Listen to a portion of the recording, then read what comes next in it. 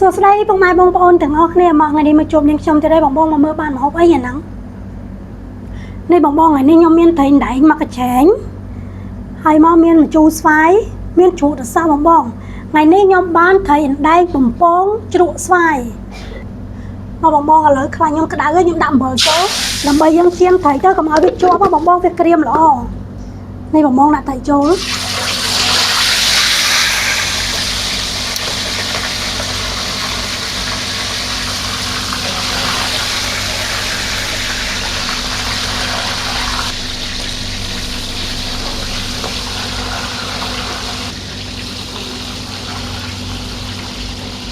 បងប្អូនមកខ្ញុំដាក់ត្រីបំពងទុកម្ដុំសិនតើឥឡូវយើងមកធ្វើជ្រក់ស្វាយទាំងអស់គ្នាថ្ងៃនេះស្វាយខ្ញុំប្រើកន្លះគីឡូបងប្អូន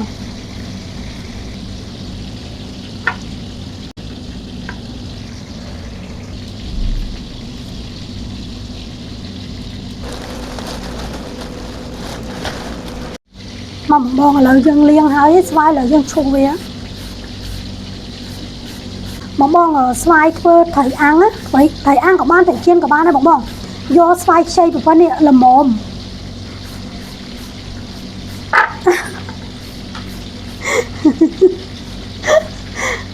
អូហត់ណាបងខ្ញុំធ្វើជ្រក់ស្វាយខ្ញុំចូលចិត្តឈូសព្រោះរសារអីវាទៅសៃទូចវាចូលគ្រឿងលឿនហើយវាហូបបានលឿនទៀតបើយើងសាប់វាយ៉ាងយូរហើយស្វាយយើងយកមកល្មមបងកុំយកវាស្គៀបពេកពេលណាដែលស្គៀបវាផ្អែមយើងផ្ទាប់អត់ឆ្ងាញ់ទេនេះបងនេះពេលដែលយើងជួបងឃើញសរសៃវាទូចល្អិតស្មិញល្មមស្រួលហូបហ្មងហើយលឿនទៀតបងមក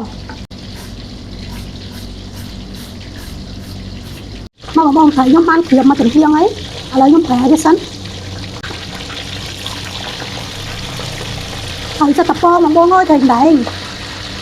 មកបងត្រីយើងឆ្អិនហើយឥឡូវយើងដួសចេញម្សាអូយល្អណាស់បងអើយមកនេះនេះបងអូយល្អបងមកធ្វើជ្រក់ស្វាយបងមានខ្ទឹមសគល់ខ្ទឹមហើយនឹងម្ទេសបងចាក់វាចូលមកស្ករសប៊ីចេងទឹកត្រីដាក់3ស្លាបបានហើយបងខ្លាចវាប្រៃមកបងគ្រឿងខ្ញុំលាយហើយឥឡូវចាប់តាមកូរវាមកបងយើងស្ទើរម្ទេសនេះឥឡូវយើងបន្ថែមម្ទេសហុយបន្តិចមកស្រាបានហើយបងដោយសារកូនអត់សូវចេះហឹលបងជ្រក់ស្វាយយើងល្មមឥឡូវចាប់តាមរោយស្លឹកខ្ទឹម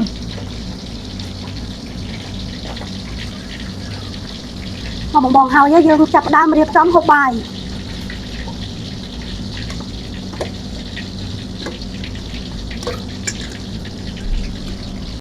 មកបងត្រីបំពងទឹកត្រីស្វាយខ្ញុំហើយមកភ្លក់ជាមួយខ្ញុំទាំងអស់គ្នាអូយ